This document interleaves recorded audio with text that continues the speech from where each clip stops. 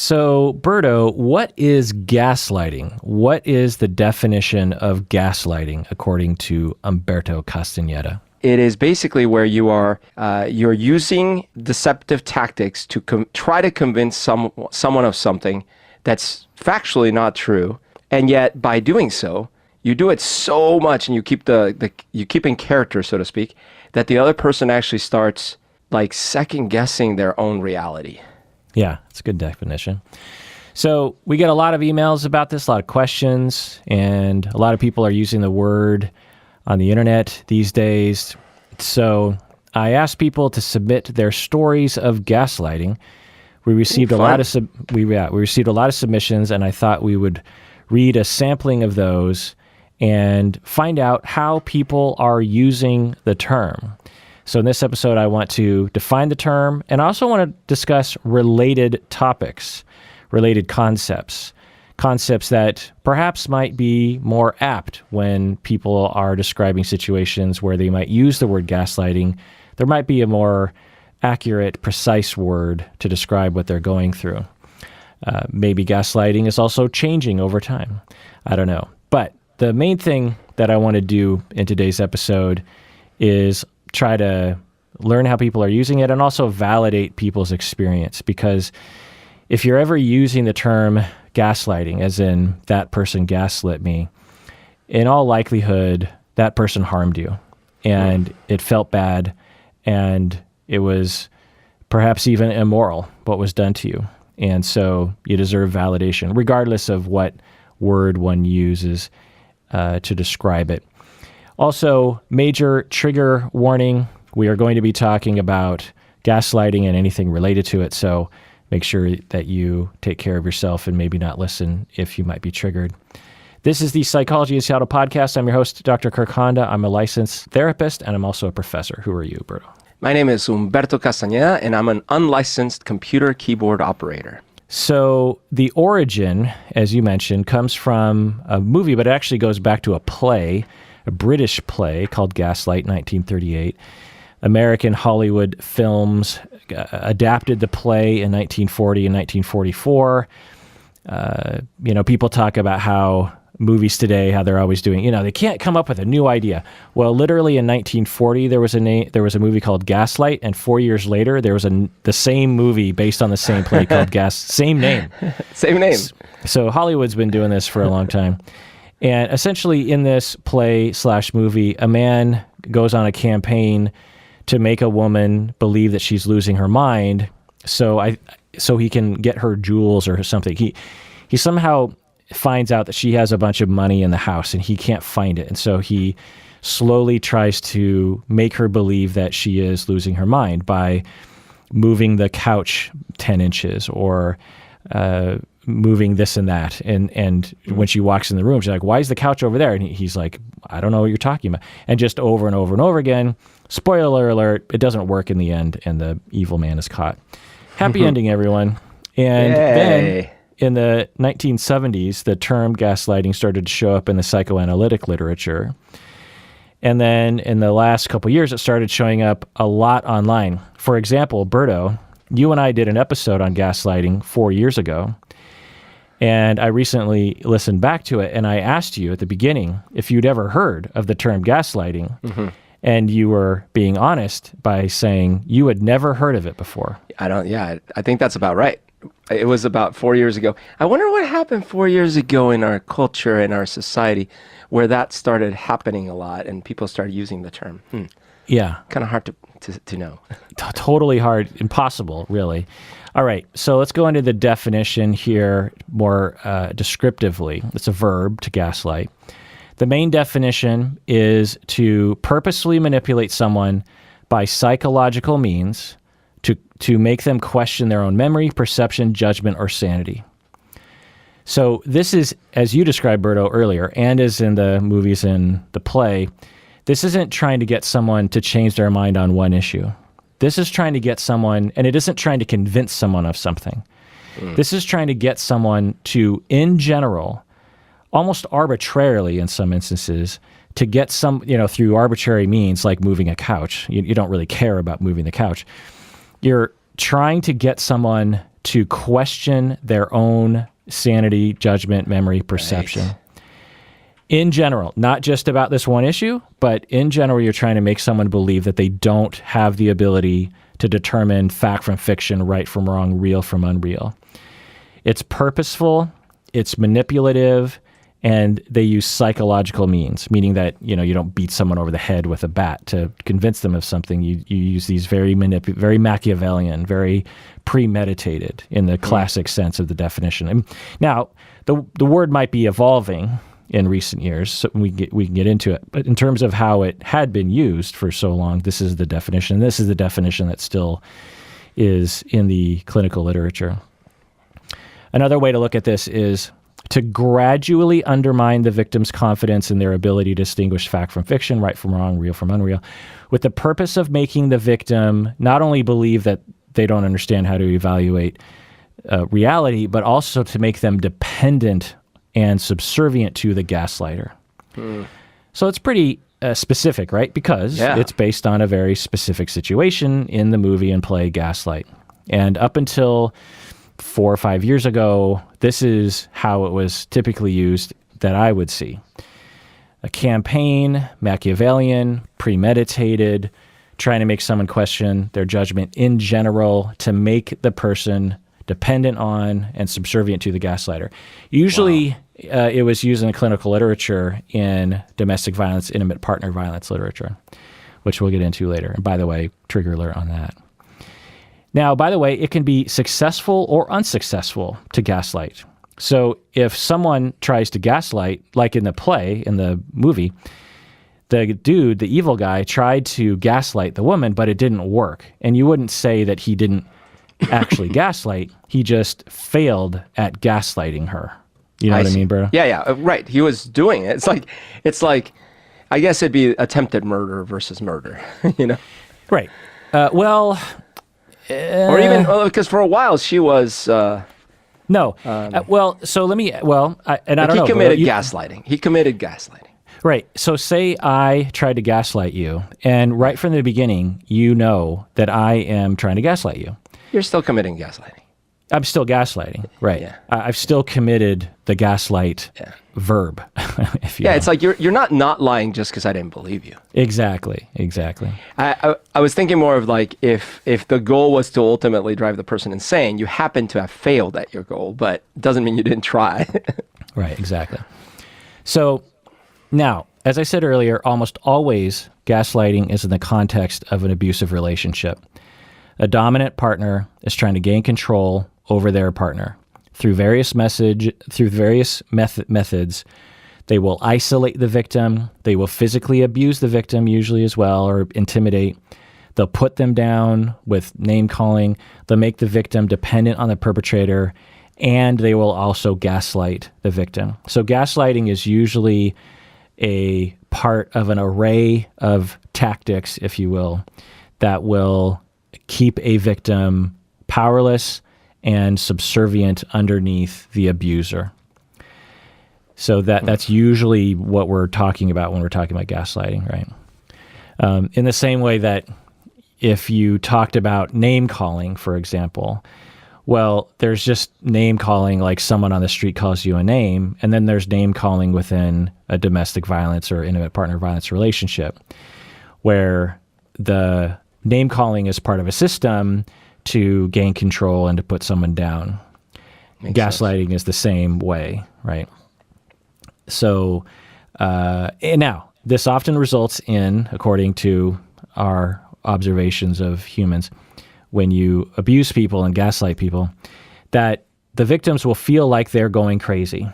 They'll feel like, am I losing my mind? I feel like I knew once how to judge the world, and now, do I know? Am I going crazy? Did I forget that? Like I swear that's what happened, but the other person seems to really be convinced this other thing happened, and maybe I'm not good. And we'll get into that later when we talk about the descriptions from people that people submitted. Low self-esteem in general, just feeling like you aren't a smart, good person.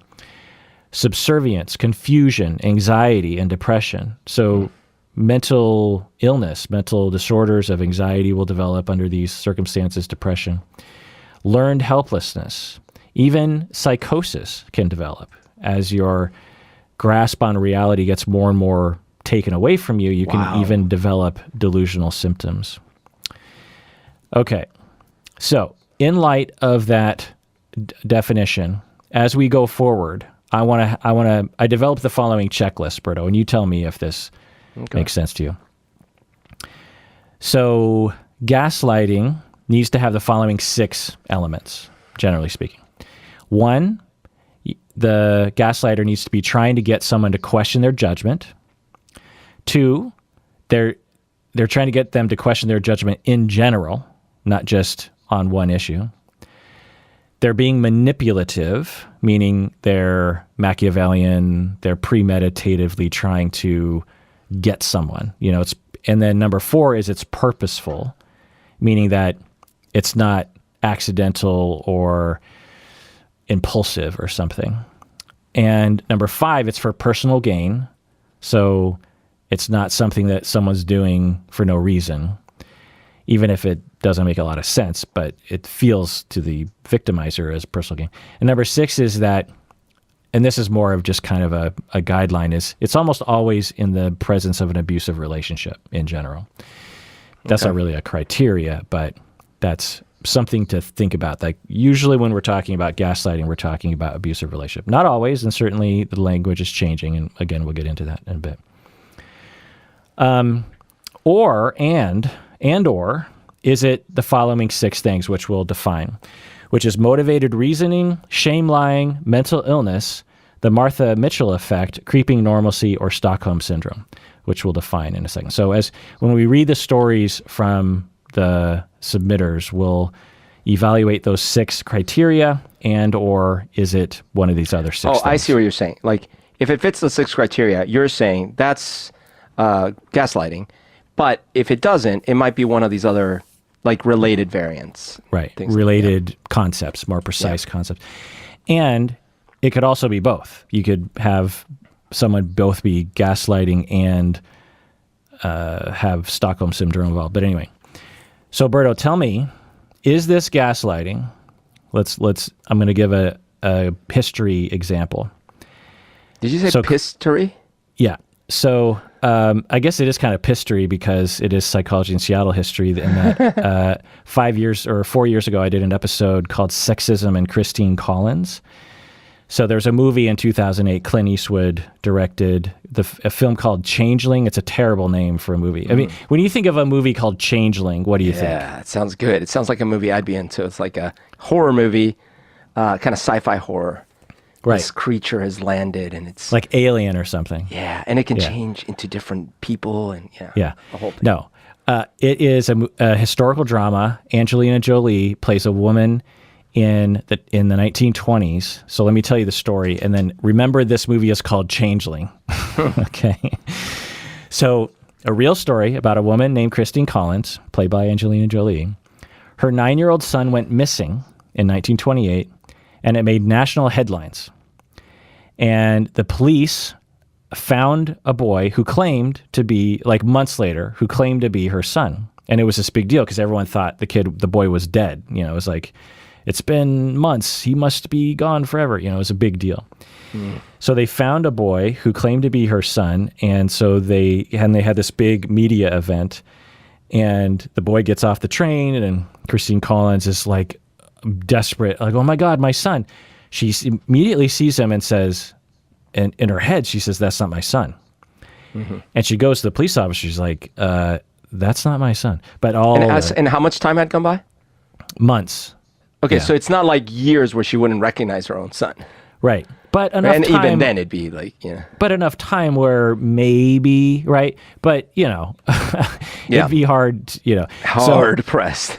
And incidentally, the boy was like years older than, oh my gosh, than the other boy, than the real boy. Anyway, so the press is there, and it's this big moment. Yeah, it's this big moment. And the police, long story short, essentially pressure her. There's like, just take him home. You're probably just hysterical. It's probably him. Don't don't make a scene. And she's like, okay. It's so she probably him. Oh my God. Yeah. So they bring him, because the police don't care, at Oh least in my this God. instance, they don't care about the actual case. They just want this woman to shut up, and they want a success. They want to be in the press as succeeding. How's that gonna work? So she goes home because, Oh my if you God. think sexism is bad today, think about 1928. So they send her home, and she comes immediately back. She's like, okay, now that the cameras are away, it's not my son. I have a boy living in my house who's claiming to be my son. It's not him. I know it's not him. And they're like, are you sure? I mean, it's kind of been a long time. She's like, no, it's not my son. And they're, well, I don't know. I mean, maybe you're hysterical. What is the son saying? Is the son saying like, I'm your son? Yeah. Because oh my God. he is on some kind of weird, Okay. He eventually reported he was trying to meet a movie star. Because I think this she a might real have lived story in you Los said? Angeles. Yeah. Oh my God. He was trying to meet a movie star, and he wanted to go west to meet his famous movie star in California, and so he just said that to get free passage or something. But anyway, so he's this little psychopath in some ways, and she's freaked out by it. She goes to the police, and this goes on for a long time. I don't know how long, but it goes on for a long time. And eventually, get this, Brito, they commit her to a psychiatric ward, saying that she has lost her mind. Oh my God. Yeah. That's so infuriating. No, this can't be a real story. This is like a good plot for Hollywood. So why in the world do you think they called it Changeling? Why would Clint Eastwood call this movie Changeling?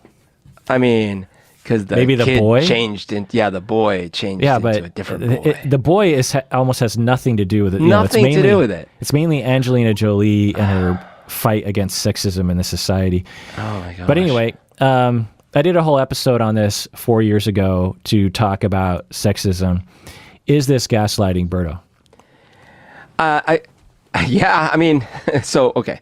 It's not one person, although the boy, you could argue the boy absolutely is gaslighting. But, okay, based on your definition, I suppose that the intent probably wasn't to drive this person mad.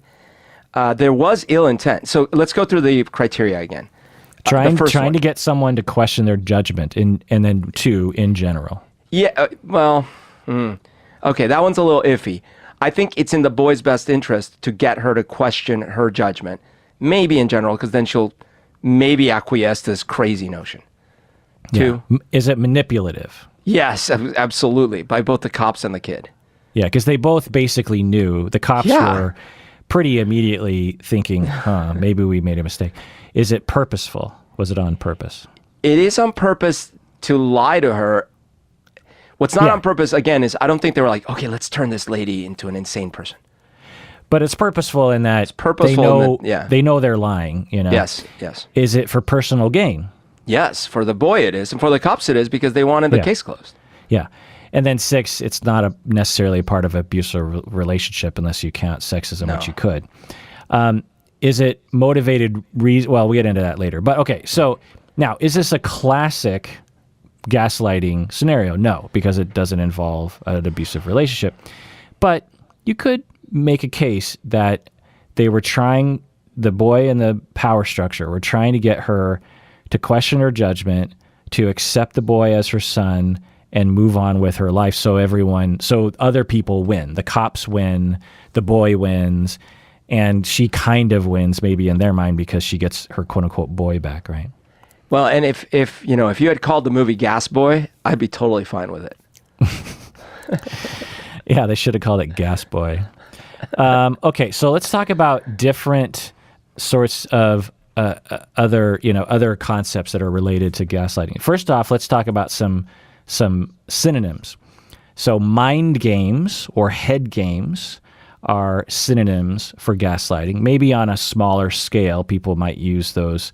That person's playing mind games with me. Or maybe gaslighting is a form of a mind game or something. There's also crazy making, which is a synonym for gaslighting. Sometimes you can interchange crazy making with gaslighting, but it's also used in situations that make you like when you like situations that make you second guess your judgment. Like, have you ever been like you sign up for a website or something like I don't know, like some kind of web service, and you try to cancel the subscription, like Netflix or something. You try to cancel it, and you cannot find the button for how to cancel. Has that ever happened to you? Oh yeah, absolutely. Yeah. That feels crazy making, because you keep thinking it's got to be somewhere. What's wrong with me? The way they they do it masterfully. The way they lay it out, they make you think it's your fault for not finding the button. You know what I mean? Mm-hmm. And then if you email them, they're like, it's on the website. And then you're thinking, what's wrong with me? And so it's crazy making, because you start to question whether or not you're smart enough to even do it. So that the situation is set up to essentially make you feel like you're quote unquote crazy. Another concept is memory manipulation, which is perhaps a subcategory of gaslighting, where you're trying to change someone's memory, but it's also broader than gaslighting in that well-meaning therapists in the past and in the current will insert memories into their clients' minds. You've heard of this, right, Berto? I've heard about this idea. I haven't heard of cases where it worked or something like that, but certainly the idea or interrogation, like with Making a Murderer. You remember with the brother? Sure. Yeah, incepting. And we even talked about this in the case of the cases where the kids were asked if they had been touched inappropriately in a daycare in California, and then slowly but surely they were told, "Well, are you sure you didn't?" And then eventually, like, "Yeah, I guess I did." And exactly. Well-meaning therapists perhaps will manipulate memory in clients, and that's, you could say, is related to gaslighting, kind of, but not really, right? It's different.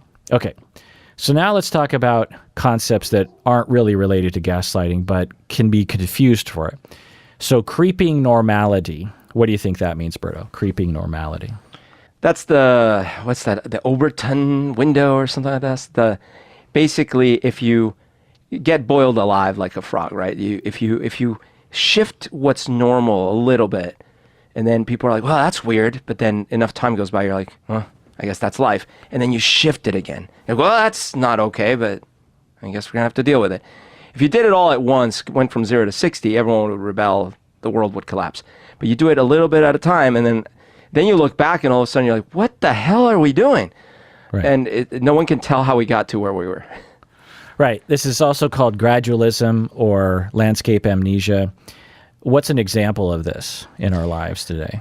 Well, this is, I wrote a song. One of the songs I wrote for that concert where I opened for you a couple of years ago was called Grenouille, which means frog in French, I think.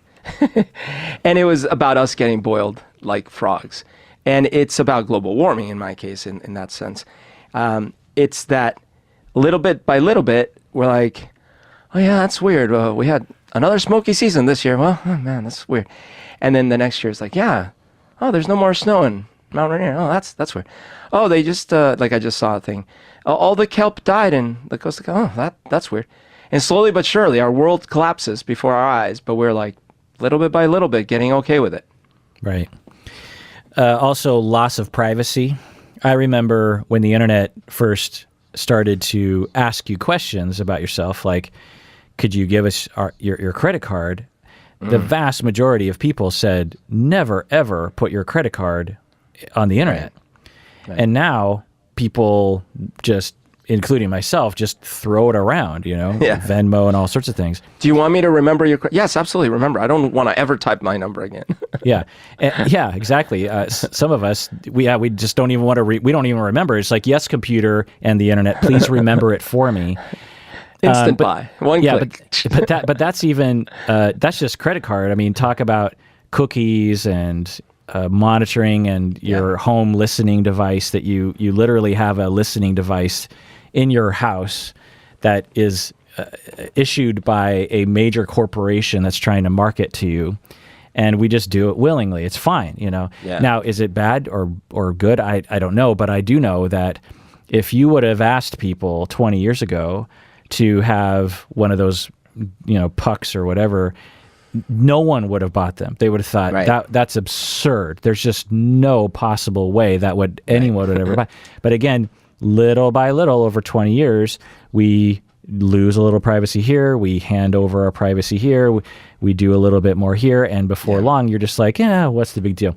Is it good or bad? I don't know. But that's what we call creeping normalcy. Another is mass shootings in the United States. Yeah. They become normal. And we all understand that so normal that we don't even report them. They're happening. They're still happening, by the way. Yeah. They're happening almost every day, or so, I don't know this frequency, but No, there was just a yeah, terrible spree against the Asian community. right. And that one got into the news because of, I don't even know, I guess because there's Asians or they're the number or something, I don't know, but mass shootings are happening all the time. And 10 years ago, any one of those would have been strange enough that it would have been, top news for a month. But now it's like, it's normal now. It's just a part of our lives. Okay. So that's creeping normalcy. What you could see how that's similar to gaslighting. So brainwashing, what's brainwashing definition, Berto? I mean, that one is similar to what, you would do or it's kind of like what you would do in a cult, where you would bring people in and then essentially convince them of a total different reality about the world and their relationships and what they should prioritize and so forth. But usually you're not trying to drive them insane. You're actually trying to get them on your side and give you money, or just stay in your system, or live in your commune, or maybe go commit suicide en masse, or go kill a whole bunch of people, whatever. But the goal isn't necessarily insanity normally. Normally it's like, it is control, and you are deceiving. You're doing all those things, but with a different name. Yeah. It's very similar to gaslighting. Yeah. And you could use them interchangeably in some situations. For example, with cults, you mentioned you could use this brainwashing term in a lot of cults, saying that, just slowly isolating someone and saying, this is the Son of God. He does deserve to take your wife. He does deserve to take your money, just slowly, again, creeping normalcy in there a little bit too, as a way of getting control and dominance. But it doesn't have that element of trying to make the person question their judgment in general. But you might use gaslighting to brainwash someone, but you don't have to use gaslighting to brainwash someone. The Manchurian Candidate, the movie, also Patty Hearst is an example sometimes that people use for having been brainwashed. If you're not familiar with that story, I think there's a movie coming out about her. There's been other movies, but 1974, member of a wealthy Hearst family, and she was kidnapped by the Symbionese Liberation Army, a left-wing militant organization, basically a terrorist, you could say, organization in the United States. I guess if you're sympathetic, you would just say left-wing organization. After a while, she was kidnapped, and they were going to use her for ransom. And after a while, she joined the group, and she believed in their cause, and she didn't try to escape, and she even participated in the crimes like robbing a bank. And she was arrested and charged, and she said, I'm a part of this army. I'm a part of this group. When they, confronted her, she didn't say, I was only doing it because people were, they threatened to kill me. I mean, all she'd had to say is say that, and she would have been scot-free, but she refused because she believed in the cause at this point. And again, rewind the clock, she's just a regular girl, rich girl, and she gets kidnapped and held at knife point and gunpoint for many weeks, and eventually she starts to believe it. So the defense was that she was brainwashed. The defense did not work. She was sentenced to 35 years. Wow. Until President Carter commuted her sentence to the 22 months served. Is this brainwashing, Berto? I mean, we don't know the details, obviously, but could it be brainwashing? I mean, so it sounds like it. I would think it's like, Stockholm syndrome a bit, like gaining sympathy for her kidnappers. But who knows the details, like you said. Because, you could imagine cases where, I grew up in Colombia, and there were the rebels. The rebels were originally fighting because there was a lot of injustice and a lot of wealth inequality. So imagine you are from a wealthy family, you get kidnapped, and while you're living in this commune, you get to see all the misery that people live in and kind of those disparities. And then you start being like, well, yeah, what the heck is going on? And then you turn to that side. Is that brainwashing? Yeah, who knows? Like maybe they did apply really strong brainwashing tactics, all these things. So I could see it being a totally gray area. But it does, like, I wouldn't say that it's always a open and shut case. If you get kidnapped and then later you're for the thing that kidnapped you, it's always brainwashing. That could be like saying that anytime you end up being convinced about a cause in any way, it's because of brainwashing. And that's too broad of a definition for my taste. Yeah, it's hard to know. We don't know the ins and outs of the interactions, but in Stockholm Syndrome you bring up, which actually let's just move on to that. That's another topic similar to gaslighting. So what's the definition of Stockholm Syndrome, Berto? Yeah, I believe, I can't remember. I knew before why it was called Stockholm. I'm sure you'll tell me. But it's, you get abducted or kidnapped, and you end up developing sympathy for your kidnappers, for the people that have you held. And that results in you actually maybe wanting to stay with them or wanting to not be rescued, or maybe joining their cause. Yeah, exactly. I read recently why it's called Stockholm, but I believe that it's because there was I think a bank robbery or something in Stockholm, and the hostages eventually wanted to stick up for the bank robbers and hostage takers, and actually wouldn't testify against them even after they were freed, that kind of thing. Oh, yeah. So what percentage, according to the FBI, of hostage victims show evidence of Stockholm Syndrome, Berto? Ooh, interesting. 30%. 5. Oh, okay. Why'd you say 30? I was thinking maybe it's just a common human response. Well, 5% is pretty common, and yeah, that is I think this includes short-term and long-term hostages. You know what I mean? If you're a hostage for 5 hours, it's probably not going to develop Stockholm Syndrome. So do you remember Lee Boyd Malvo and John Muhammad, the DC killers? Yes, the snipers. Yeah. Yeah. So it's 2002, and John Muhammad was the older fella, and Lee Boyd Malvo was he was 16 at the time. And they killed a bunch of people. 17, I couldn't find how many. It was just a lot. Brutal. And they would do those sniper attacks from inside the car. They would sit in the back, and it was a very effective way of getting away with it, because they would just wait on the sidewalk and wait for someone to, the person they were trying to kill, and they would shoot them, and then they just drive away, and anyone seeing it wouldn't see anyone with a gun, you know what I mean? Because they had a way of shooting the person actually through a hole in the back of the car. I think they broke a hole in the brake light or something and shot through that. Anyway, so when it came to light who was doing this, they're like, okay, you got this 40, I don't know, John Muhammad guy, and you have this teenage boy, but they both participated in the killings. And again, they used the brainwashing defense, as they did with Patty Hearst. You could also say Stockholm Syndrome. Do you think it worked, Berto? So are you saying was the boy originally kidnapped by him? No.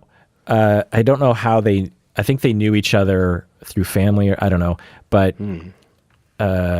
what do you just based on the little bit? Yeah, I mean, it sounds to me like that there's probably some manipulation. I would imagine that the older one groomed him, which, if you will, to join him and participate, which it's definitely manipulative. It might be, I would call it potentially brainwashing, considering how dramatic the outcome was and how life-ruining. Right. The question is, would Lee Boyd Malvo, the teenager, done anything like this? Oh, yeah. On his own, right? Probably not. Probably not, right? And at what point? So if you had a 10-year-old, I don't think anyone would fault the 10-year-old, right? You just he's influenced. Yeah. 16. What are we saying? That's old enough to da? But the jury did not have it, and he's currently serving multiple life sentences. John Muhammad was executed 2009. Okay. So we've talked about gaslighting, talked about mind games, which is similar or exactly the same as gaslighting. We've talked about crazy making, memory manipulation, creeping normality, brainwashing, Stockholm syndrome. Now let's talk about things that really aren't related to gaslighting. So I'm going to tell you a word, Berto, and you tell me the definition of it. Deception. What is deception? That is lying. Yeah, right. It's attempting to mislead. You're trying to hide the truth, or you're trying to promote an idea that isn't true, and it's often for personal gain. So this is bad behavior, right? Yeah. Lying is bad, right? Lying is bad. Deceiving is bad. Except in some right? cases. Except in some rare cases. But deception, lying is bad and harmful and really hurtful. And so I say that because later on we might be saying, is this gaslighting or just, not just, is this gaslighting or deception? I think that part of my hypothesis is that people feel like if they tweet, I'm being deceived, that won't get people to pay any attention. They're like, so what? You're being lied to. Who cares? You say you're being gaslit. Now people are going to listen more for whatever reason because the word is newer or feels more weighty or something to it, you know? Yeah, I mean, I think that's the majority of it, right? There's a new term on the scene, and all of a sudden everyone was dabbing, you know? And so people are now being gaslit left and right. And yeah, and language changes over time, and maybe like the word literally, for example. Yeah. When I was growing up, literally meant... It literally meant what it meant. Yeah. It meant that it was the opposite of figuratively. Yes. It was a synonym for actually, right? Yeah. It's like, he actually spit in my face, or, Yeah. you know, he literally spit in... I'm not saying... So that's a great example, because if you said actually today, actually still means actually. Right. So if you're like, I was over at Berto's, and he actually grabbed his guitar and smacked my finger with it. And someone would be like, that's horrible. And you're like, well, no, I don't mean for real. Wait, what? You said actually. Right. But if you said literally, like, you know, I think it leaves some room for interpretation nowadays. Right. He literally he literally spit in my face. People, it's unclear how they're using it. Now, at first I was like, stop saying that, but every word evolves over time, and I'm an oldie now, and I just have to, in the same way that when I go to McDonald's or, you know, McDonald's or a place where like I would expect to see certain prices, I'm always surprised, because to me, I grew up where lunch at any fast food restaurant, Subway, McDonald's, you know, a pizza place, was definitely under $5. Like in my head, right. $5, if $6 is like way too much for lunch at any restaurant, you know? I mean, I remember when I was, you know, working with my bachelor's degree, I remember going to Taco Bell and getting 3 tacos for $1. I would get 6 tacos for $2, and it was including tax. So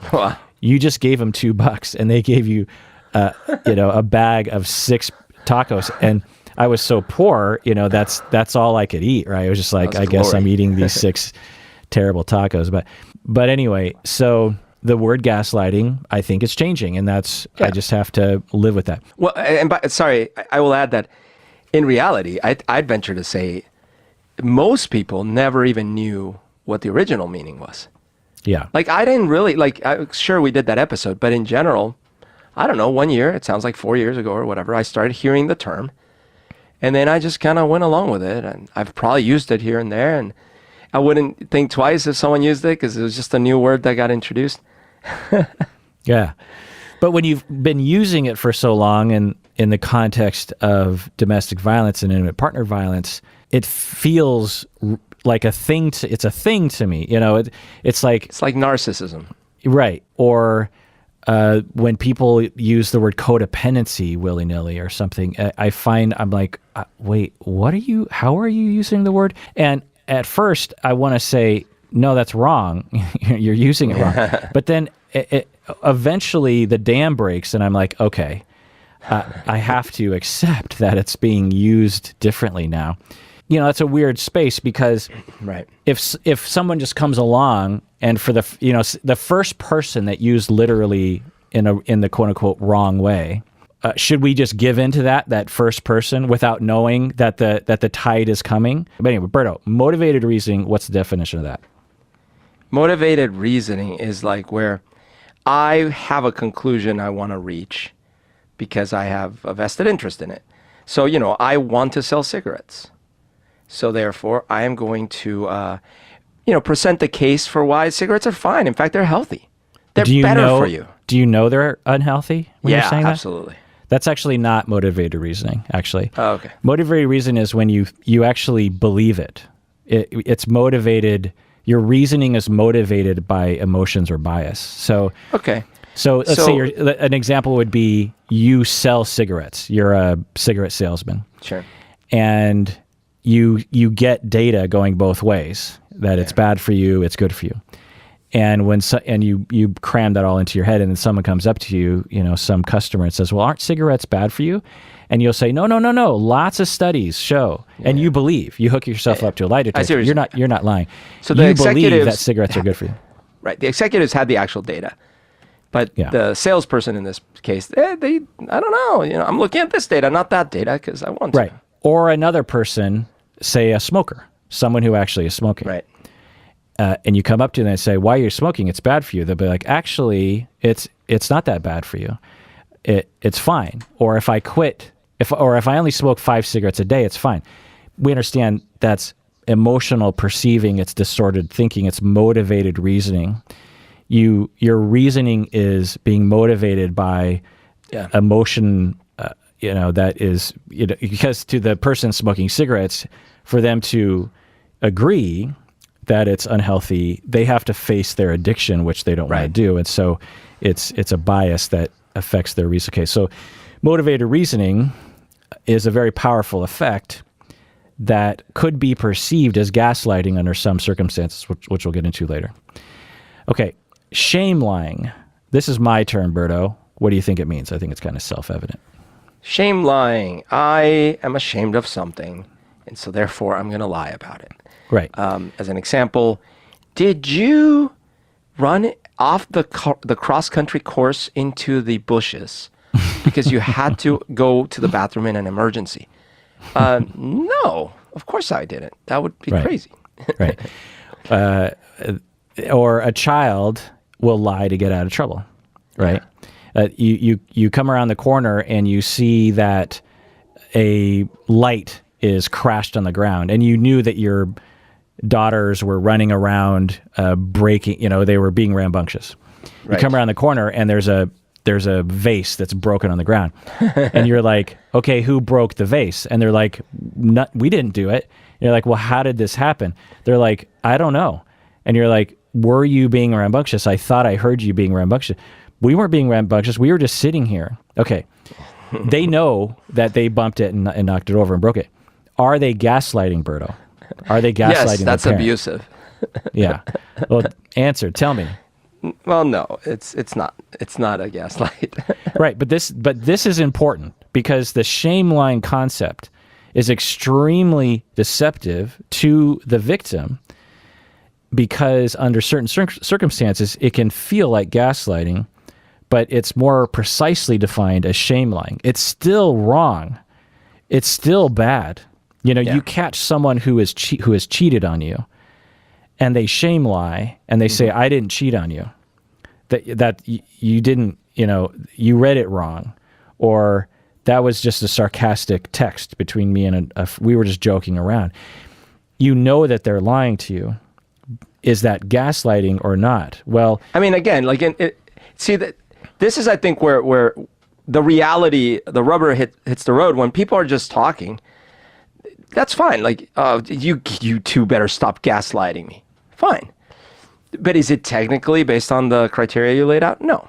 Just rattling off some other things that aren't gaslighting. We have mental illness. So some conditions cause people to have distortions or breaks from reality. And those individuals are not technically gaslighting someone when they are lying, because they're distorted or they're broke from reality. And so that's not gaslighting. That's just, it might feel like gaslighting, but it's not technically gaslighting. Okay. Another term here is the Martha Mitchell effect. Do you know what that is, Berto? I don't think so, no. So the origin of this word comes from psychologist Brendan Maher, named the effect after Martha Mitchell. So Martha Mitchell was the wife of John Mitchell, U.S. Attorney General in the Nixon administration. Do you remember John Mitchell? He was one of the major people being, testifying. So I learned about him wife, from Rachel Maddow. Yeah. So the wife, Martha Mitchell, she alleged, earlier, prior to all this coming out, that White House officials were engaged in illegal activities. She was saying, hey, by the way, Nixon and all of them, because I hear about this through my husband, illegal activities. She was assessed by mental health people and diagnosed as being delusional because they were like, she's saying all these crazy things. She's saying that there's illegal activities and that the White House is monitoring her phone and, all these things that sounded outlandish. And so they diagnosed her as being delusional and tried to put her on, treatment, this sort of thing. Later, she was vindicated. So, similar to the Christine Collins story, you have this, but different in that it's accidental. She comes in, someone comes into your office as a therapist and says, the government is after me, the president is doing all these evil things. They're monitoring my phone. One of the first thoughts you're going to have as a therapist is this person delusional? You don't usually think, maybe it's true. That's not usually what crosses you. When they say the classic persecutory delusional statements, you usually think, oh, this is a mental illness. So this is an accidental effect where people, and again, you throw sexism in there, where you're not going to listen to a woman's opinion.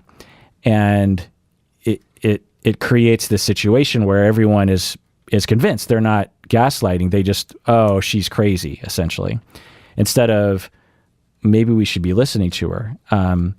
And essentially, if they had listened to her earlier, then, Nixon might have been brought to justice earlier. That's crazy. That is crazy. Yeah, that's called the Martha Mitchell effect. We also have persuasive speech, which is not gaslighting. It's just trying to convince someone of something and not trying to question their own judgment. But then again, you might do that, right? You might say, hey, you and me, Berto, we might be fighting about whether a movie is good or not. Well, a classic tactic that you and I will use against each other is, your judgment is wrong. You don't understand. You're not looking at it right. You don't understand how to evaluate movies. You didn't watch it correctly. I'm trying to, you and I are trying to get the other person to question their own judgment, right? Is that gaslighting, Berto? Well, I mean, it's also like this very funny technique of, I used to do this. It's terrible.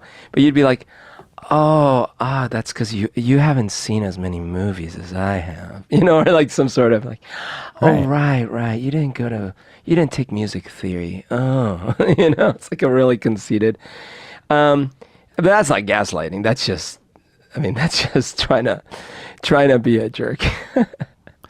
Right. But it is akin to gaslighting, but we wouldn't call it gaslighting because I'm not going on a mission to undermine your your belief in your own judgment in general. But we might be trying to get someone to question their judgment on this particular topic because we're trying to be we're trying to be persuasive. That's part of being persuasive, is pointing out points that might convince the other person, including maybe you don't know what you're talking about, which of course isn't nice persuasive speech, but it's a common persuasive speech. And then, of course, propaganda, which has to do with usually used in the governments will send out propaganda to convince you that the USSR is doing fine. But I will actually not use the word wrong sometimes. Like I'll say that I, as a male, have absorbed the propaganda that men cannot have feelings. That's not technically propaganda, but I kind of like the word propaganda because it I think accentuates the image I'm trying to say, which is this almost like a malicious, organized intent to make people believe a certain idea that is false. But it, of course, is not propaganda. It's just cultural. It's a cultural notion that gets passed down through various different means.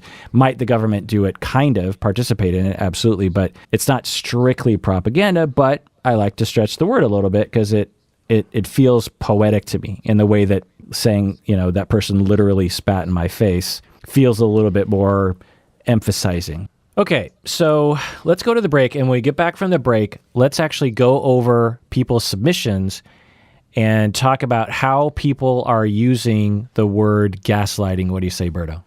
Let's do it. So, Berto, if you're trying to gaslight people into becoming patrons of the podcast, what would that sound like? Hey, I got your message last night. Oh, no, you sent me a message. Oh, you must have done it. Or maybe it was a pocket message, but I saw that you were trying to reach me. Anyways, I figured that you were trying to re-up your patron subscription. What do you mean you didn't have it? Well, of course you've had it. You've been our patron for years. Wait, are you seriously not remembering?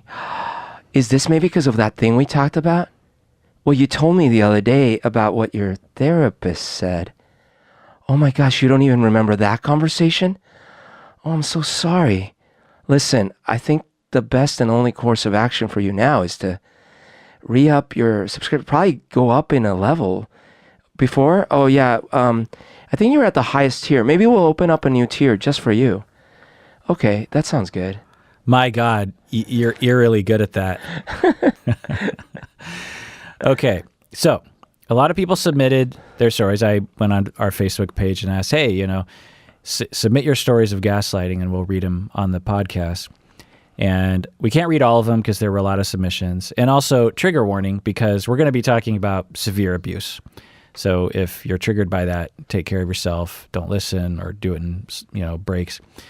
So Anonymous from Hawaii said the following things. My ex-partner gaslit me constantly. Many times I expressed serious concern about the toxicity of our relationship and how hurt I was by my partner's mistreatment. He would say that I was too young to understand relationships, and when I became his age, I'd realize how wrong I was all the time. This became a frequent comment from him. He told me I was too sensitive and that I needed to build a stronger backbone if I wanted to make it in the real world. He would call me names. He would constantly tell me I was at fault for anything wrong with our relationship. He threatened to hurt himself if I left. He told me I would never find a boyfriend better than him and would regret it if I ever left him. He would punch walls, slam doors, and physically block me from leaving the house when things escalated. I was constantly reassured that this was how relationships worked by him. I hated myself. I eventually hated myself to an extreme level. By the last year of our relationship, I felt completely worthless and broken. I believed everything he said to and about me. Berto, does this sound like gaslighting to you? It does. It does. I mean, the person was purposely trying to get this other person to essentially question everything they would have known or could have learned about relationships and about their specific relationship. They seem to use a lot of manipulative language and it clearly involved an abusive relationship from the narrative. Obviously, I'm just taking the narrative at face value. And I think that the person feared that if they didn't get this person, the abuser feared probably that if they didn't get this person to fully let go of their reason and just give in, and that they would lose them, and then they were obviously afraid so much that they would threaten to hurt themselves, which I think was manipulative as well. And to me it sounds like it. Right, exactly. Well said. So first off, Anonymous from Hawaii, I'm sorry you went through that. That's just terrible, terrible victimization. I'm glad you got out of it. There's a lot of therapy to recover from that. You deserve that. I hope you get a lot of support. And I'm just so sorry you went through that. So let's go over the 6 elements here. Trying to get someone to question their judgment, and 2, trying to get them to question their judgment in general. Berto didn't have that. Yeah, there are 2 things that stuck out to me. One of them was the threat of self-harm. That one is like, well, you'd be, the implication, you'd be responsible for me hurting myself. And then the second one, which was the more blanket one, was like, hey, this is how relationships are. Right. That one is really dangerous. That's like, hey, because it's a blanket statement. It's like basically a free pass. Anything I do or say now, I'm just going to let you know that's how relationships are. So you can't question any of it. Right. Questioning any of it is you questioning human relationships in general. Right. Also, he would say that she was too young to understand relationships, and that when she became his age, that she would realize how wrong that she was, right? So that's pretty clear, right? It's like, you don't understand.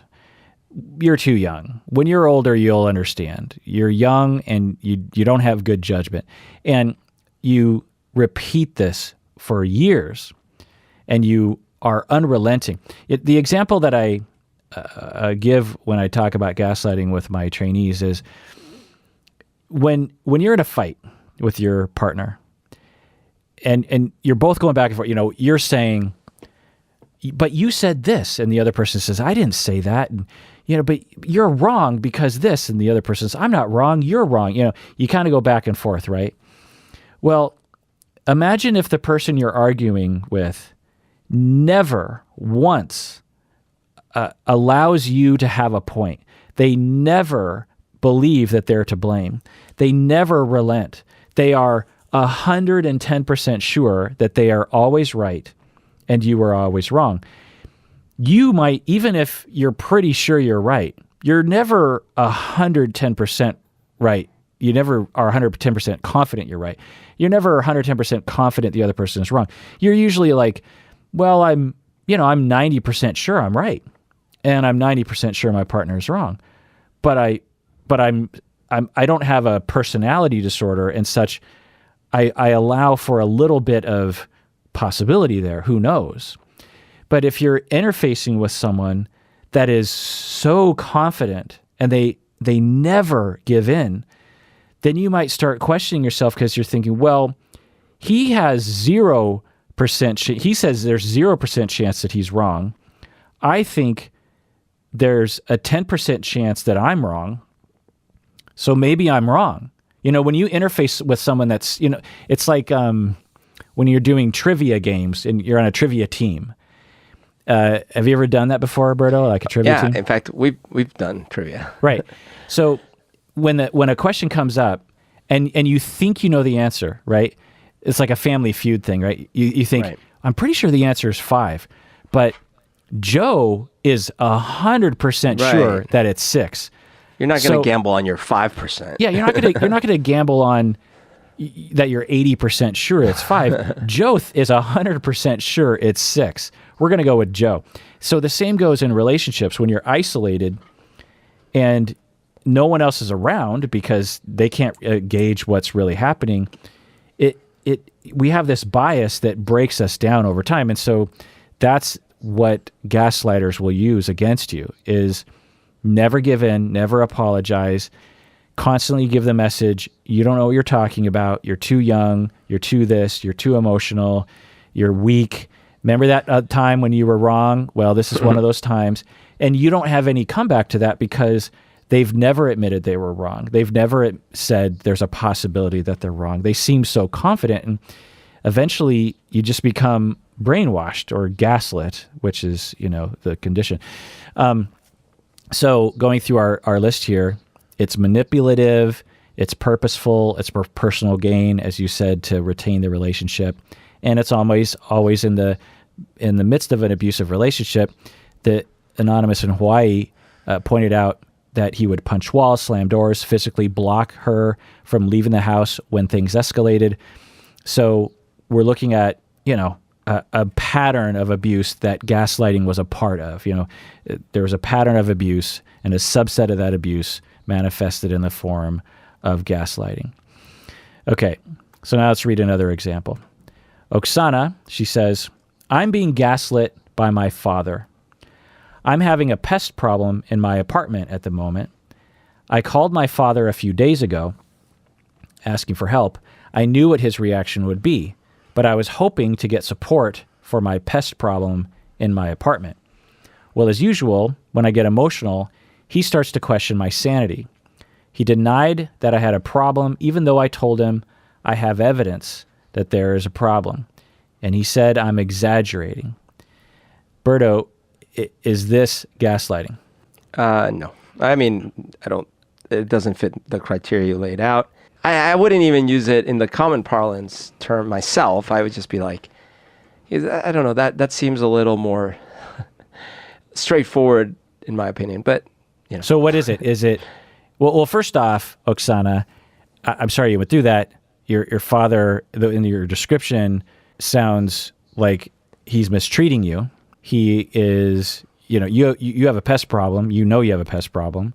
You're calling him for support, and why not support you? What would be the harm in that? Why would he believe that you don't know how to evaluate those things? It's just unfair behavior. It's awful. So of the 6, motivated reasoning, shame, lying, mental illness, Martha Mitchell effect, creeping normalcy, Stockholm syndrome, what do you think it is? Neither. As an example, when I was a teenager, I was 15, my vision was getting bad. And I was embarrassed about it and stuff like that. The teacher asked me how come I walked up to the spelling words every day to write them down in my notebook. Why couldn't I just stay seated? I shamed lied. I said, I want to make sure I got them right or whatever. Okay. But then when I told my mom that I needed to go see an ophthalmologist, she said, no, you don't. I said, no, I think I do. She said, no, your eyes are fine. Is that gaslighting? No. Was it lame? Absolutely. Eventually, she finally relented, and we did go, and guess what? I needed glasses. It was lame, but it wasn't gaslighting. It was also not Stockholm syndrome. It wasn't shame lying. Well, for her, I guess maybe there could be some shame about, like, my son can't have eye problems. Maybe. But it's not the same thing. It's not like, I better lie to him. It's more like she was in denial, So I don't know. I don't have a good term for it.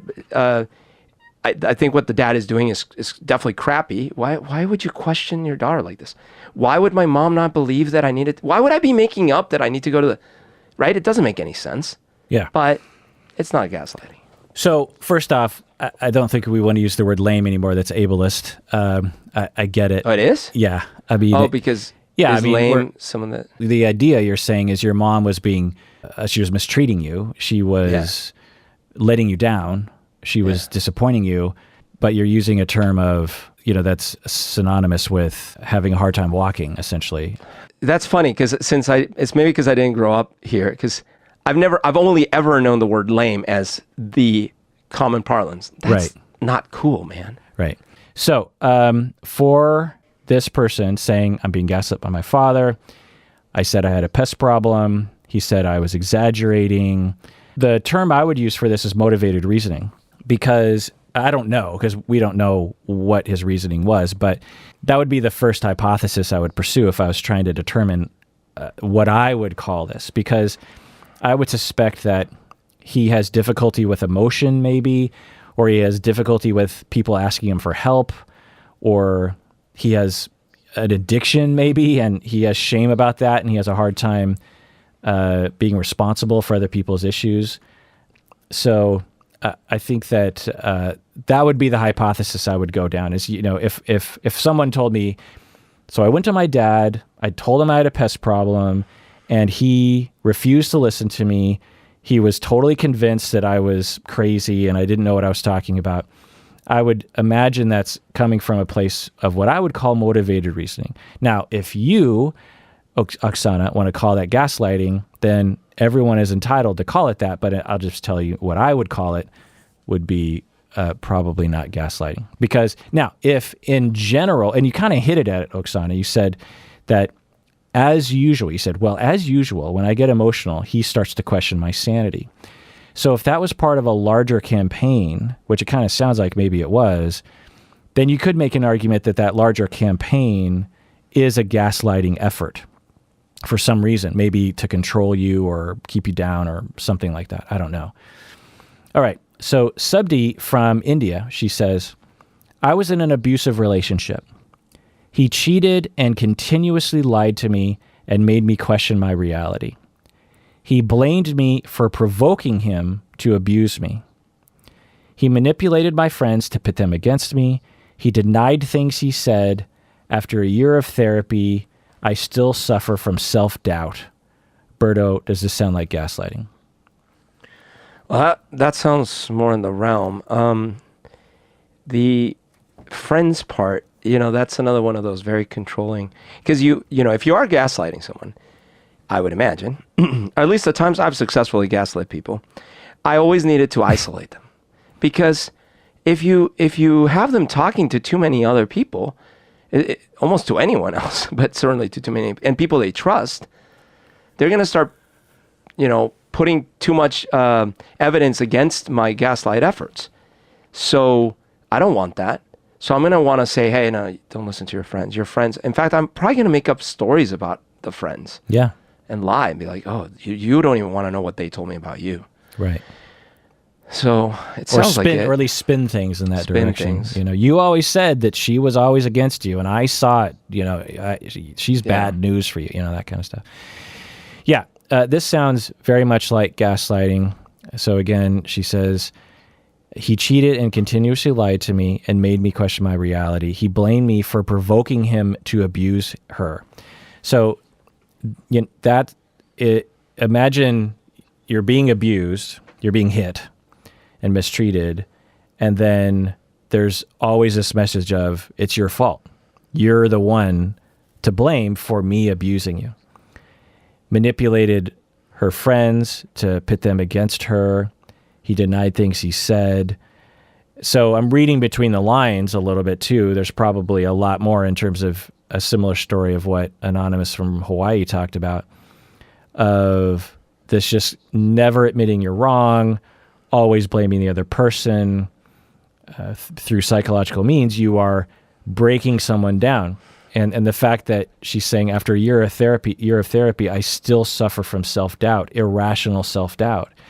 Yeah. That's what happens to you when you're being gaslit. You will emerge on the other side and during, where you literally will doubt yourself. You'll doubt your judgment. You'll doubt everything about you. And you didn't necessarily, you didn't actually doubt yourself that much before.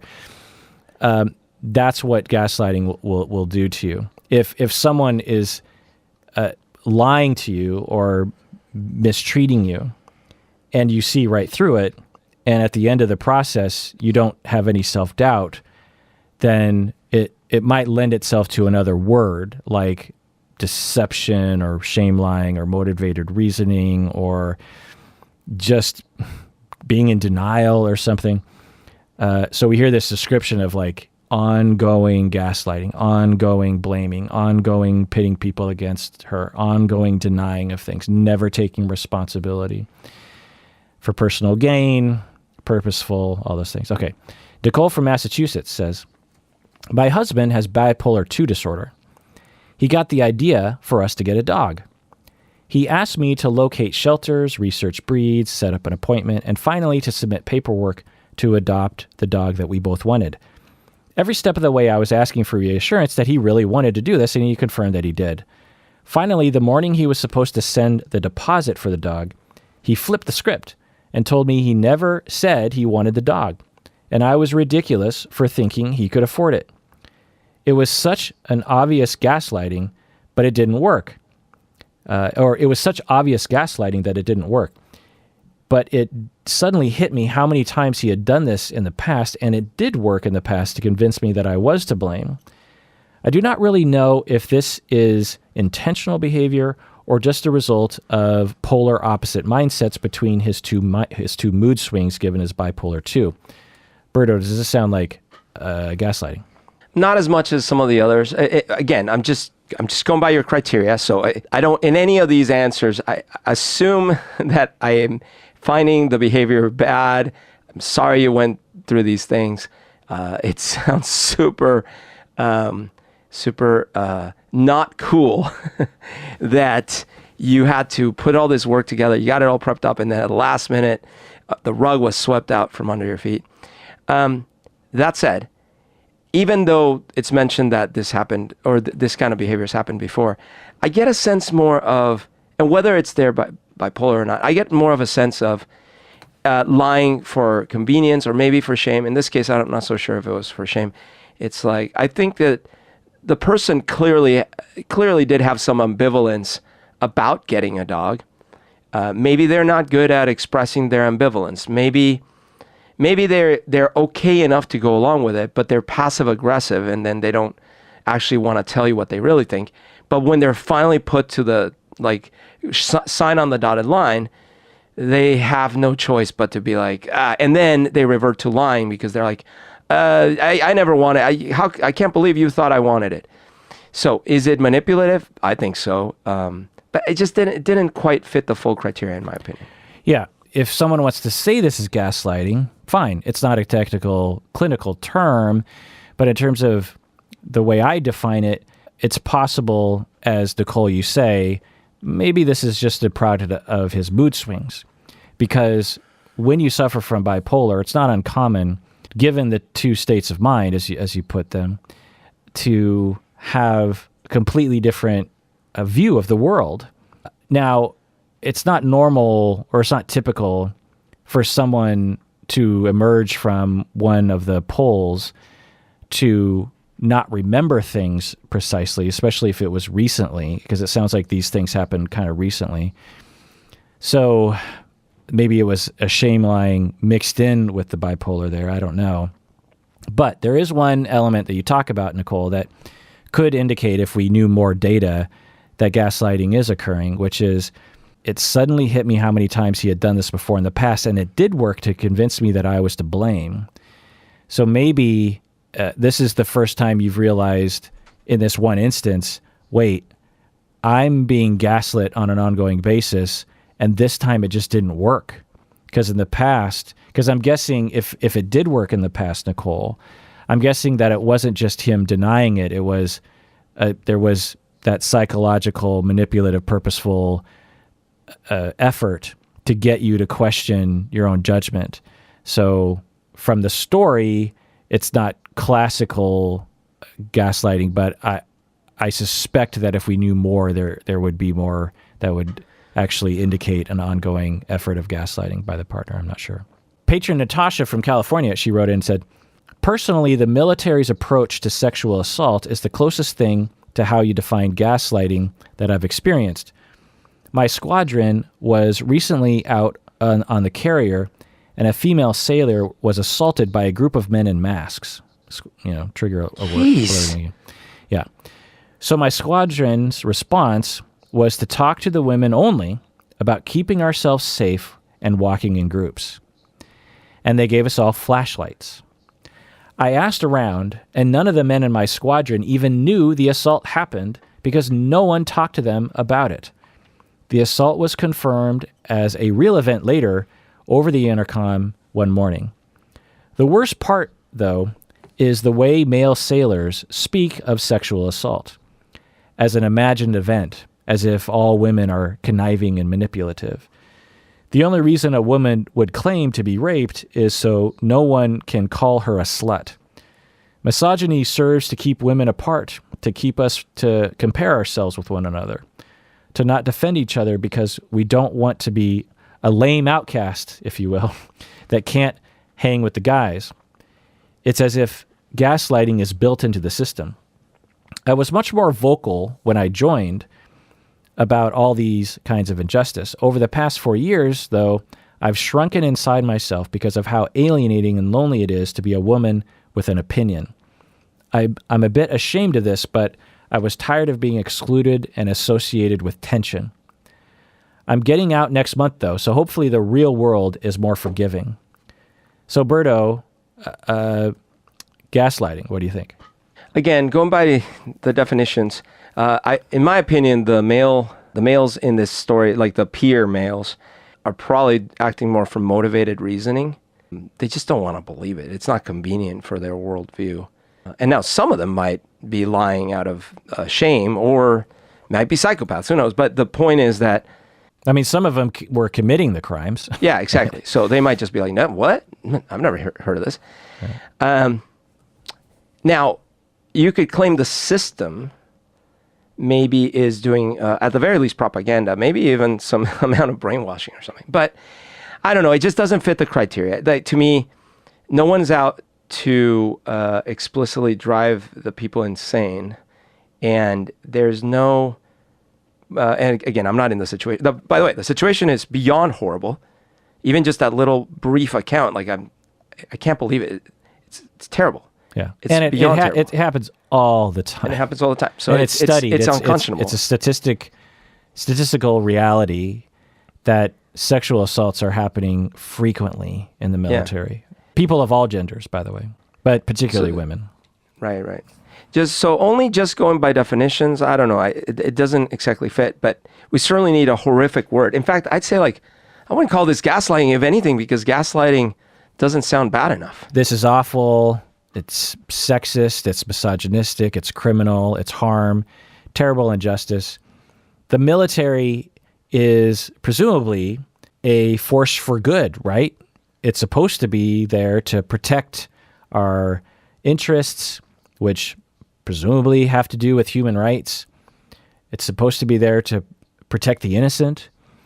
And all the while, you have individuals in the military being harmed and then being, gaslit, if you will, by the system into believing that it's not a big deal or it's their fault. If they had been in groups, the way that Natasha says this, it's like, okay, ladies, it's your fault that this woman was attacked. Make sure that, let's see, she says, so my squadron's response was to talk to women only about keeping ourselves safe and walking in groups, and they gave us flashlights. So it's like, look, rapes are going to happen. It's just a part of reality. It's okay. It's normal. What's not normal is that you don't walk in groups and you don't have a flashlight with you. That's the problem. Yeah. So this is an awful situation, and it's been going on for decades. We've known about it for a long time, and it continues. I think there are obviously programs that are trying to reduce this, and I don't know the success rate, but clearly we still have a problem. And okay, so gaslighting checklist. It's, for me, when I hear this story from Natasha, I actually like to use the word gaslighting, and agree with you, Berto, that we almost need a bigger word for this. We need to invent some, because misogyny doesn't fit it. Rape culture doesn't seem to encapsulate everything. You could call it institutionalized rape culture or institutionalized rape apologizing or systematic misogynistic rape of women. There's some phrase that I think would encapsulate that. But gaslighting kind of fits as well, I think.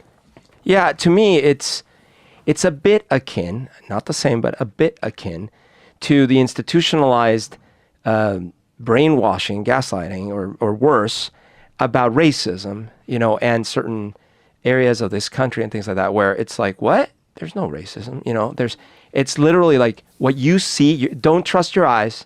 Don't trust your ears. That video clip, no, that's not that. Whatever you think, it's not real. It's not racism. It's not sexism. It's not this. That is mind control. That is lying to convince you that you're wrong in the face of all the evidence that you're seeing. So I suppose, certainly from the colloquial version of that I've come to know of gaslighting, yeah, that's like gaslighting 101. But it's almost like there is this thing.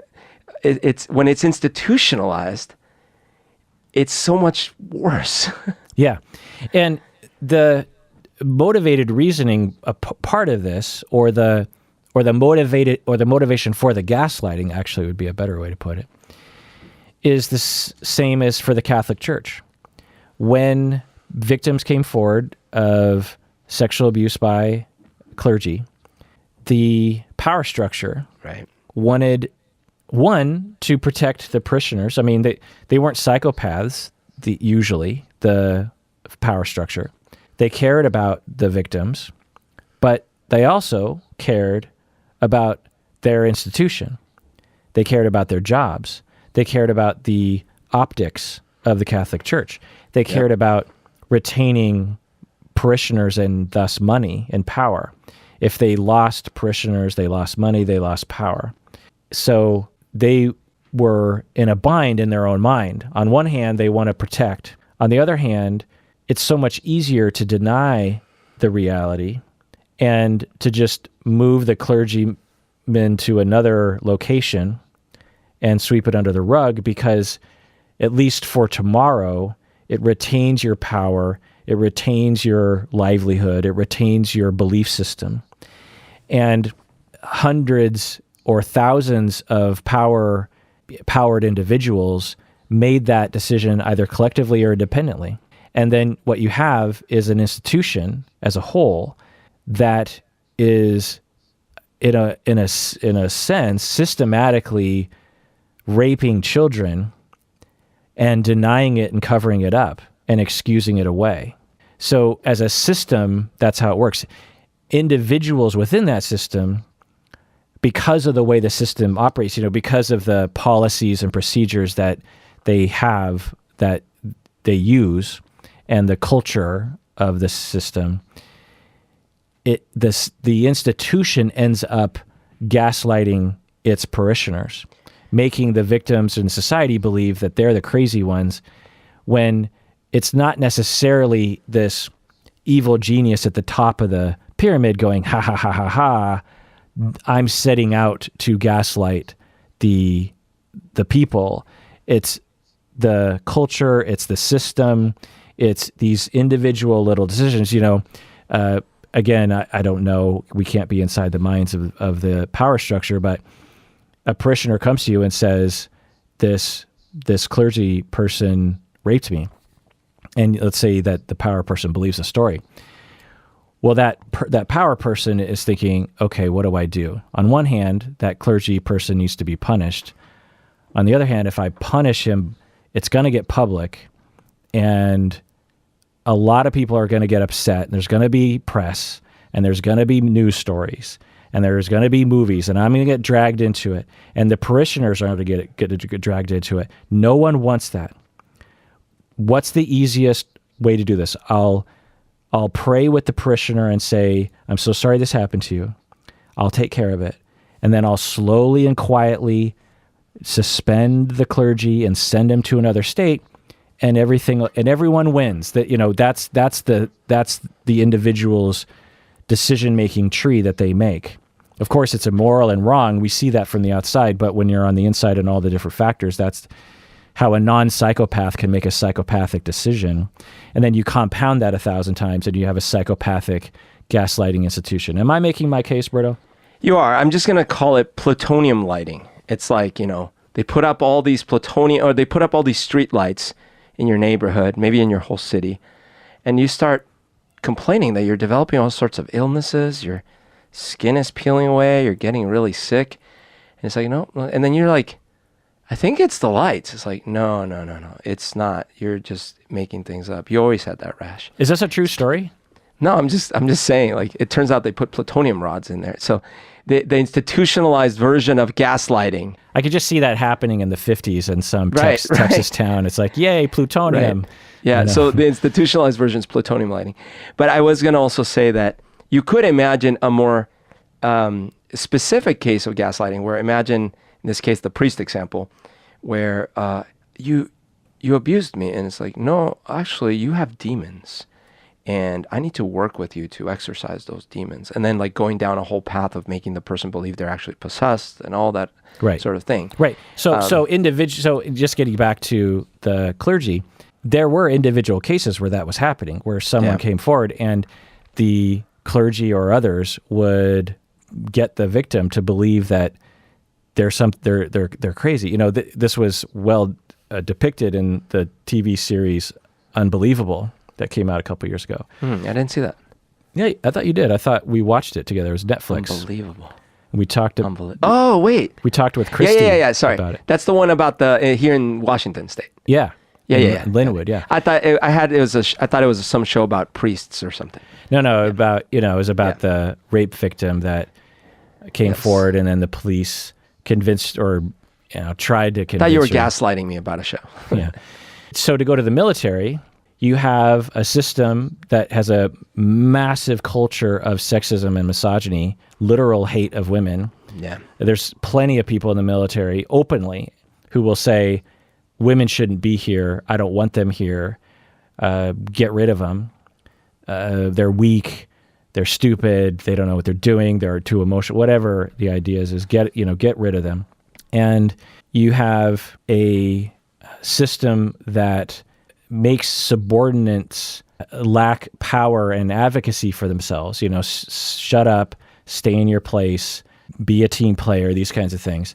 And then you have a culture and a policy maybe around, sexual assaults. Yeah, the enlisted class they'll do stuff to each other sometimes. And we just all understand that they just have to put up with it, this kind of attitude. And then a literal attitude around, well, if someone claims to be raped, it's probably them just trying to avoid being called a slut. We all understand that, these just terrible misogynistic ideas. And as Natasha was saying, and you add all that up and you have tiny gaslighting moments and an institution that gaslights the women. The women are walking around going like, wait, am I crazy for feeling like there's something wrong with this policy of a woman was raped by a gang of masked sailors? Jeez. And us women are being pulled into a room to be told that we need to stick in groups and wear flashlights. Like, wait, what's going on here? Without that confirmation from the outside. And then Natasha also says that there's this culture that pits women against each other so that they're isolated. They can't form a union, if you will. So to me, it's not classic gaslighting in the sense of an abusive relationship, but I'm willing to use it in that situation, right? To me, in the same way that I'll say that there's propaganda that tells me as a man I can't have my feelings, that, it's not strict use of the term propaganda. I think gaslighting fits in this situation, even though it's not classic in terms of the... I'll take it. Yeah. All right. Michelle from Yorkshire says, my experience with gaslighting was with the medical profession. Oh, actually, I decided to read this one, Berto, because I thought you might be able to relate to it. Okay. It'll become very clear why. I see. I attended the doctor as I was struggling with an overwhelming fatigue and weight gain. I could not function at all. I'd hit a brick wall. I was informed that I was clearly depressed again, and I needed to work on coping strategies and get a grip on my diet. And I was sent away with antidepressants. Thankfully, my husband advocated for me, arranged another consultation, and demanded a full physical. I was contacted the next day with news I had severely underactive thyroid. So, Berto, God. Can you relate? And two, is this gaslighting? Oh, my God. Because you went through this. I literally did. I can so relate. It's so just my little soapbox. Because I've been through it now. Now I know. I had no idea, just like everyone else. The thyroid is the most important thing that happens in your body. I mean, it's like there's other important things, but the thyroid controls some very key things, including your heart, including your breathing, your lungs, your everything. So like the thyroid produces very important hormones. Okay. Now, at the same time, it seems to be the least understood thing when you go for an emergency. I went through this where a little over a year ago, I was feeling worse than I had ever felt. And I went to the ER and they checked me out and they just concluded it was probably anxiety. And I believed it, so, because then it happened again like that the next week. And I went to another ER and they looked at the notes. They talked to me like, yeah, you're just having a panic attack. So they prescribed me some anxiety pills. And I was like, oh, okay, all right. That must be it. I need to learn to relax. Now, time went on, and then in the fall, I had it worse than before. And this time, luckily, it was bad enough to where they couldn't just blame it on some anxiety, and they had to run more tests, and they discovered that I too had thyroid issues.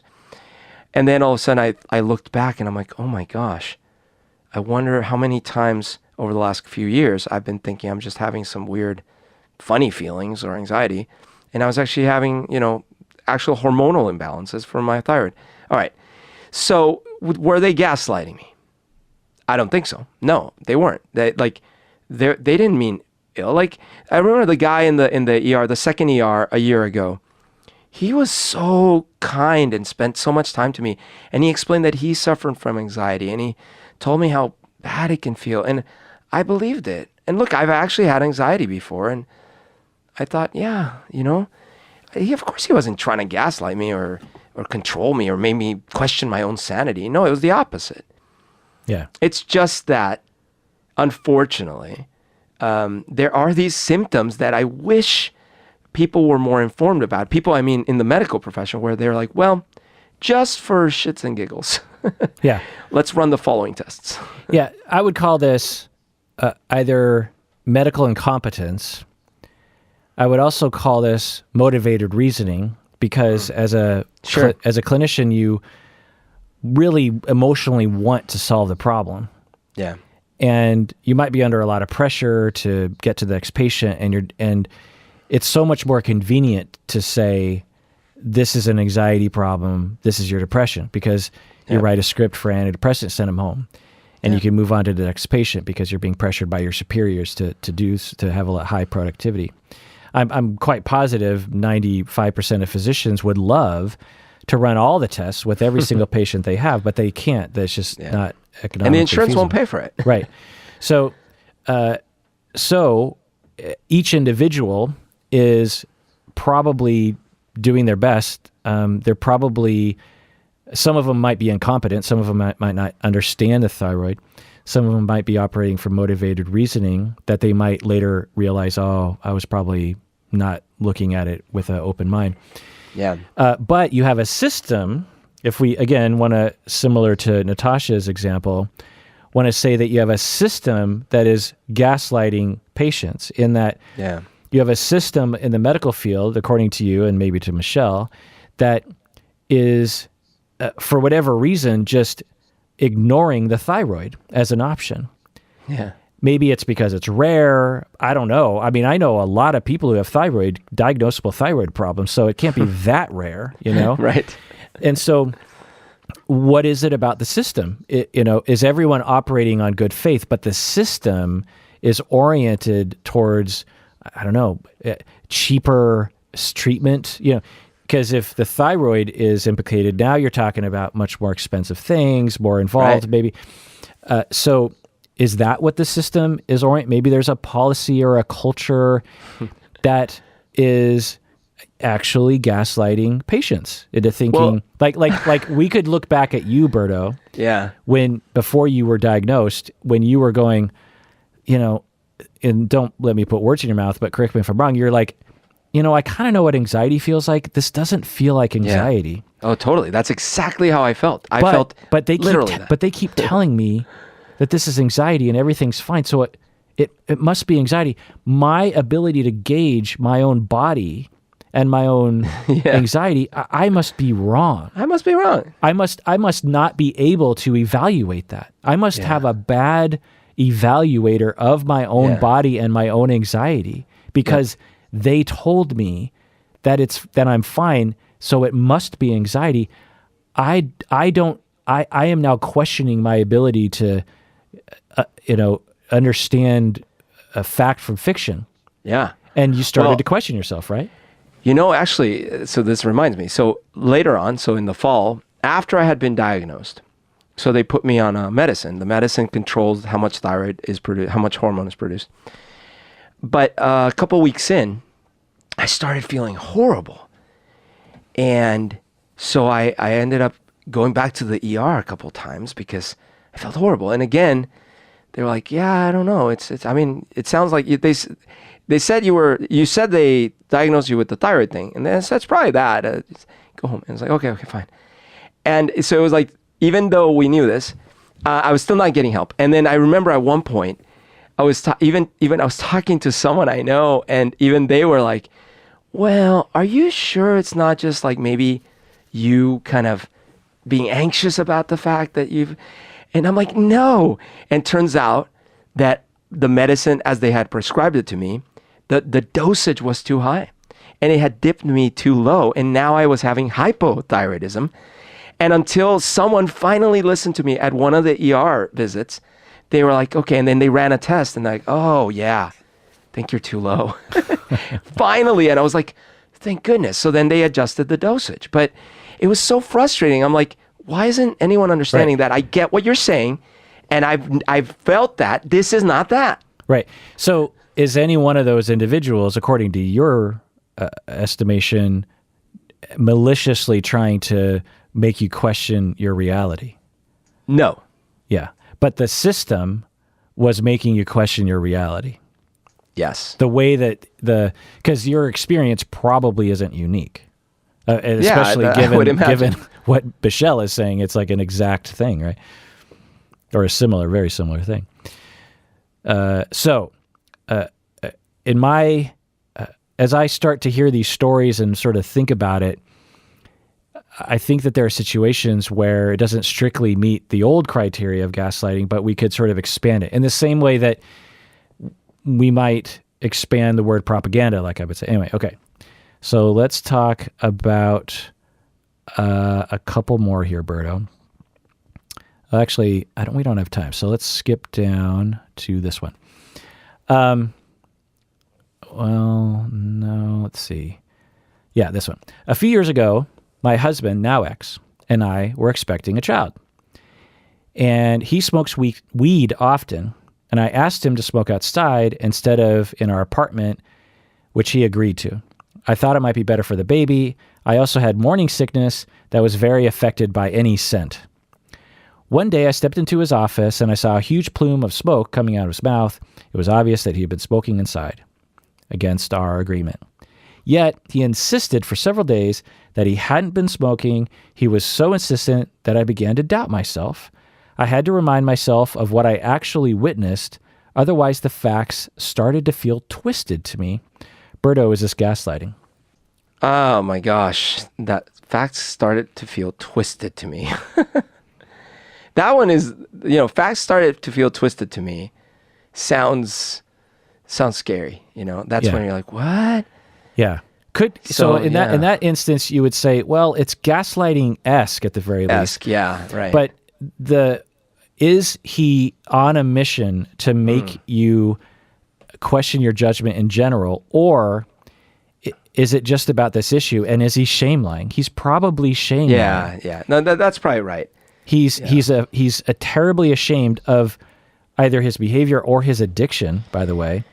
It's just the reason I'm thinking that there is a little bit there, but so you asked me to think of examples maybe that had happened to me or whatever. Yeah. And I was thinking back to money issues with my dad when I was young, where he would just lie to my face about where something had gone or whatever, and because he had sold it. It's funny. Just an asterisk on this. You told the same story 4 years ago in the episode we did. In the same. Oh my gosh, yeah. Okay, but it's good. It's perfect. Say it again. But that's the thing, is that I actually think that was, now that you've given me these other definitions, that was shame lying, that he didn't want or just flat out manipulative to I don't know what the other word would be, but manipulation. Just like. It wasn't actually, he wasn't trying to drive me insane, and he wasn't trying to anyways, I think that it was more localized than that. It was, I can't really tell you why I need this money. I can't really tell you what happened to your toy. So I'm just going to pretend I don't know what happened to the toy. Yeah, that's weird that it's not in your closet. And in fact, he sold it because he needed the money. Right. The sequence, in case people are not knowing, is you wouldn't be able to find your toy, and you'd go to him and you're like, where's my toy? And he'd be like, I don't know where it is. It wasn't just any toy. Yeah. It was the X-Wing fighter and the TIE fighter. Star Wars, original 70s toys. Yeah, something that you would definitely know if you and you would definitely know if you somehow threw it away or something, yeah. And my closet was like a small closet, like it wasn't hiding in some massive storage facility. So he would say, I don't know where it is, even though he absolutely did know where it was because he sold it. Yeah. And he would say, I don't know, you lose things sometimes, maybe it, who knows? And, who knows? And that's weird. Yeah. So does that have a gaslighting effect? Yeah. But is it gaslighting? I don't know. If people want to use it in that sense, fine. But to me, I would call that more addictive shame lying, which is really common for people who suffer from addictions. They're terribly ashamed and in denial of a lot of things. And they're also terribly dependent on the substance or the behavior.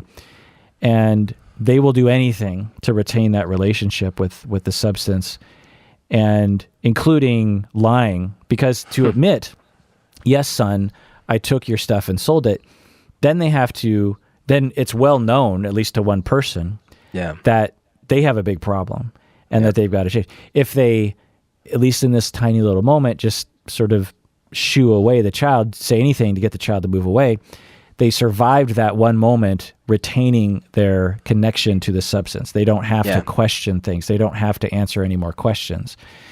So is that gaslighting? Yeah, I mean, it has a gaslighting effect, but I don't think it comes from that abusive place like that story we told earlier, where someone goes on this campaign of trying to convince you that you're to blame for everything. You're too young. You don't understand things. I'm the smart one. Listen to me. Obey me. The flip side example is a friend of mine had this ex who absolutely was gaslighting him. Absolutely. Where she would make up completely fabricated stories against his friends, including me, had him convinced that because of her connections, she could ruin him in Seattle, in the scene that he was in. Just ruin him. So he was afraid. I remember because at one point he was trying to do something, set up for some project he was doing. And I was like, oh, hey, why don't you do this? It's like, well, I'd like to, but I can't because she doesn't want me to. I'm like, well, but it's your project. No, you don't understand. She can ruin me if I don't do what she wants. Like he literally used those words. And at one point she convinced him that I had kicked her out, told her she was never welcome again in my house or whatever. So him and I didn't speak for like 6 months because he was so upset at me, and I had no idea why he was upset. And then come to find out, and I was like, what are you talking about? It was absolute gaslighting. Absolute. Yeah. So from our episode 4 years ago, at the end of the episode, I had this guide to how to protect yourself. So here are the summary. We'll end with this. 1, if you think you're being gaslit, do not isolate yourself. Don't let yourself to be isolated. This is key, because under certain conditions, all of us can be gaslit. All of us can be effectively gaslit. Stay in connection. Tell other people, a therapist, a friend, a family member, someone you trust, that you can say, so this thing happened the other day and my partner is totally convinced I'm to blame for it. I'm not really quite sure. Your friend will hopefully give you a straight answer that will help. You need that. Also, just get emotional support. Also, you might want to shed light on the matter. Don't allow the story to just stay between the two of you. That's the abuser's tactic, is never air our dirty laundry. If that is a way of keeping you under their thumb, that's a way of keeping the narrative under their control. And they know that. And so if you shed light on it, if you're just like, you just type up the story and like hand it out to 5 of your friends, that's the kryptonite to the abuser. Because when light is shown on the abusive behavior, the abuser knows that it will not stand up to scrutiny. And they know the only way it could stand up to scrutiny is if they isolate the victim and convince the victim that everything is normal, like some of the stories we heard before. Also, stay in control of your own mind as best as you can. Keep reminding yourself that you're smart, you know things, you're not 100% irrational. You might be 3% irrational, but you've got 97% rational mind. You understand things. The other thing is get away from the gaslighter. If you know what's happening, get away from the abusive person. Get with your other people because that might be the only solution. Know that you deserve better than that. You deserve a relationship where someone respects you and listens to you and admits that they're wrong. This is a good litmus test. Everyone deserves to be in a relationship, whether it's friend, family, spouse, workmate, where other people admit they did something wrong and apologize to you. Maybe they don't say, oh my God, I'm a terrible person, but they say, oh yeah, I made that mistake. You're right. Now let me... That's a good one. Like if you're with people that never say that, know that you are not getting what you deserve. You deserve people where you, even little things, just like, hey, that little thing, you deserve someone to be like, you know what? You're right. I'm sorry. I didn't mean to, but I could see how that would hurt you. And I'm sorry I did that. Everyone deserves that. And so many people do not have that for a lot of reasons. Also, fight back if you feel safe enough to do so in all the various ways by saying, no, you're wrong. I'm right. I know I'm right because I saw the pests in my house. I know this isn't just depression. I know that rape is not normal and that rape is not women's fault. I know that just because I'm young, that doesn't mean I know nothing. I know these things. Final word, Berto. Yeah, I think that the main one that I think I would latch onto is reach out to others and find a community, or if you don't already have one. I was thinking as you were saying those, there are a lot of tools these days to express yourself. Make little Twitch videos or Instagram clips, or make a YouTube video, or start your own podcast. And but even if you don't want to go to those extents, finding communities could be useful. Like I found a community about thyroid disease on Facebook. And I don't participate a ton, but I see and I comment here and there, and it's actually really helpful because guess what? I see stories from other people and I'm like, yes, thank you. That's what happened to me. Or someone will say like, does anyone notice this symptom? And other people will be like, yes, I get that too. And all of a sudden I feel like, validated, right? And even to the point that there are a lot of these stories where people go, have you been to the doctor and they told you it was just anxiety? I'm like, yes, thank you. So, I think finding a community can help, compare and contrast data, and that can be helpful in this. Yeah, I'm so glad that you found that. Yeah. I know that you'd been struggling with your health this last year and kept trying. We're dutifully going to the doctor, the hospital, doing your job, and you were let down by the community, by the medical community, over something that is at least common enough. If you said, the gobbledygook gland, blah, blah, blah, it's like, I've known about hyper and hypothyroidism for just sort of, people talk about it. It's something that you hear about for 20 years. I mean, like to the point where I think maybe 5 years ago or something, I was like, I'm feeling this. And my wife was like, maybe you have something wrong with your thyroid. It's just one of those things that it's at least well known enough. It's not like 0.0001% of the people. We're talking about common enough that why can't the system at least ask that question and say it's not like I'm like, well, I have a third brain in my nipple. All right. Well, that does it for that episode of Psychology in Seattle. Thanks for joining us out there, and please take care of yourself because you deserve it.